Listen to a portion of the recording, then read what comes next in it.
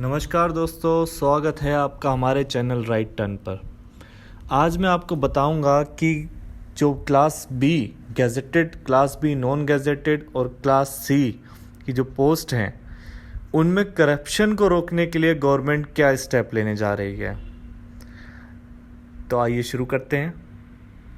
ये 28 अगस्त का मेरे सामने ऑर्डर है, आप डेट देख सकते हैं 28 अगस्त 2020।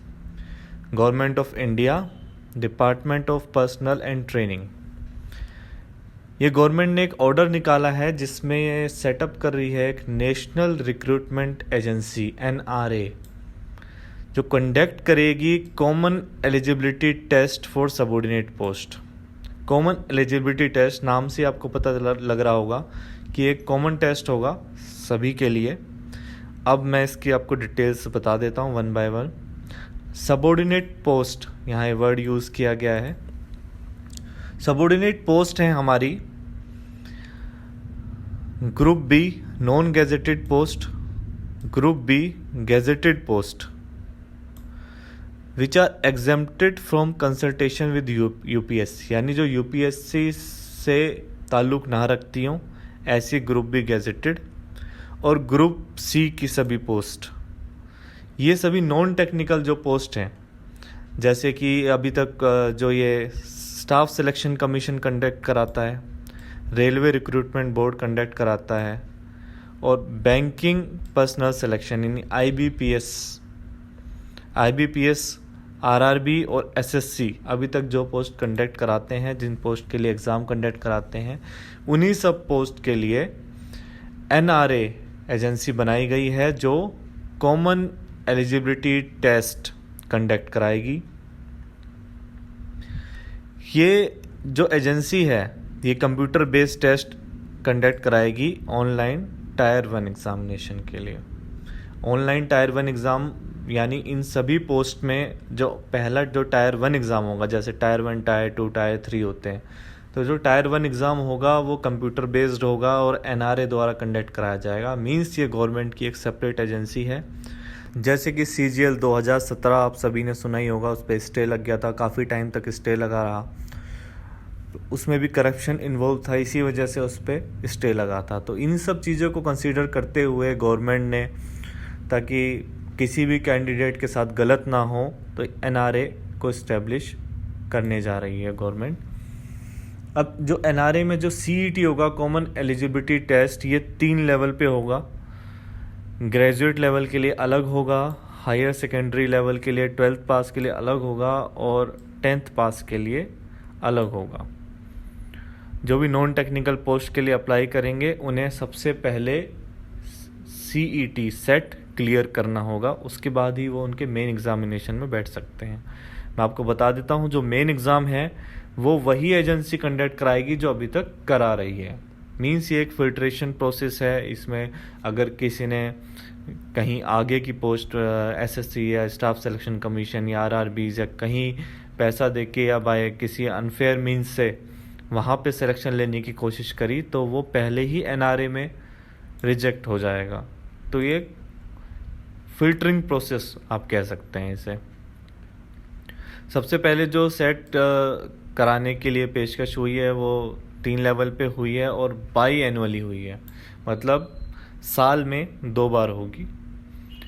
अभी साल में 2 बार होगी क्योंकि ये स्टार्टिंग का फेज़ है। आगे जैसे जैसे इसका ऑर्गेनाइजेशन डेवलप होगा वैसे ही इसकी फ्रिक्वेंसी बढ़ाई जाएगी। और जहाँ भी आप रहते हैं और जो भी आपका डिस्ट्रिक्ट हेडक्वार्टर है वहीं पे ये कराई जाएगी। देख सकते हैं, NRA will be accountable for conducting CET in a swift, efficient, uniform and transparent manner. Transparent manner में विदाउट करप्शन ये CET को कंडक्ट कराएगा। और it will also be accountable for conducting quality screening test for the participating agency. जो भी agency participate करेंगे उनके लिए स्क्रीनिंग टेस्ट का काम करेगा। मीन्स CET एक स्क्रीनिंग टेस्ट है। अभी तक हमें अगर कोई वैकेंसी निकलती है बैंक की या SSC की या रेलवे की, तो हम डायरेक्ट उसे अपनी एजुकेशन जो क्वालिफ़िकेशन है उसके आधार पर हम उसे अप्लाई कर देते हैं। लेकिन अब ऐसा नहीं हो पाएगा। अब हमें पहले NRA जो कंडक्ट कराता है CET, उसे क्लियर करना पड़ेगा। उसे क्लियर करने के बाद उसमें आपका स्कोर जनरेट होगा, उसके बाद आप फर्दर एग्ज़ाम दे पाएंगे। There shall be no restriction on number of attempt आप कितने भी कर सकते हैं। अपर एज लिमिट का इसमें एज लिमिट रहेगी, लेकिन रिलैक्सेशन दिया जाएगा SC ST OBC और अदर कैटेगरीज को भी, जो भी पॉलिसीज़ गवर्नमेंट की हैं उन्हीं के आधार पर। CET में स्कोर लाने के बाद जो आपका फाइनल सिलेक्शन होगा, वो जो रिक्रूटमेंट जो आपकी मेन एजेंसी है, जैसे SSC वालों के लिए जो SSC के एग्ज़ाम देना चाहते हैं वो उनके लिए है, रेलवे का देने वाले हैं तो RRBs हैं, और बैंक का देने वाले हैं तो IBPS है।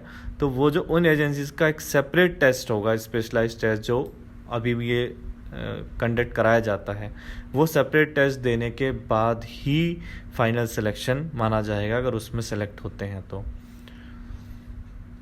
यहाँ पे क्लियर भी किया गया है, mere act of having appeared in CET and having obtained score shall not guarantee a job to a candidate. सिर्फ CET में अपीयर होना और वहाँ स्कोर जनरेट करने से जॉब की गारंटी नहीं मिलेगी। The candidate will have to necessarily appear and qualify in the specific examination to be conducted by individual recruitment agencies.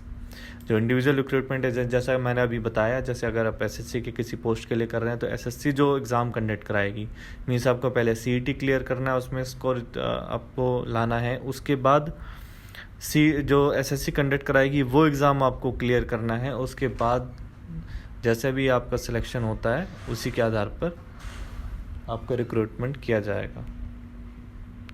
NRA की एक गवर्निंग बॉडी होगी, उस गवर्निंग बॉडी में ये सब उस गवर्निंग बॉडी के मेंबर्स होंगे, और ये बाकी सब NRA के बारे में आप इस नोटिफिकेशन से पढ़ सकते हैं, इस ऑर्डर से पढ़ सकते हैं। तो दोस्तों यही है आज की अपडेट। मैं आशा करता हूँ कि गवर्नमेंट की इस पहल से जो हमारी रिक्रूटमेंट प्रोसेस में करप्शन है उसे ख़त्म किया जाएगा, और जो भी एस्पिरेंट्स, जो भी कैंडिडेट अपनी पूरी मेहनत से लगे हुए हैं, तैयारी कर रहे हैं उस जॉब को पाने के लिए, वो एक फेयर सिलेक्शन प्रोसेस के थ्रू अपनी जो रिक्वायर्ड उनके जो ड्रीम्स हैं उन्हें पूरा कर पाएंगे। तो दोस्तों मिलते हैं नेक्स्ट वीडियो में कुछ और नई इन्फॉर्मेशन के साथ। तब तक के लिए थैंक यू।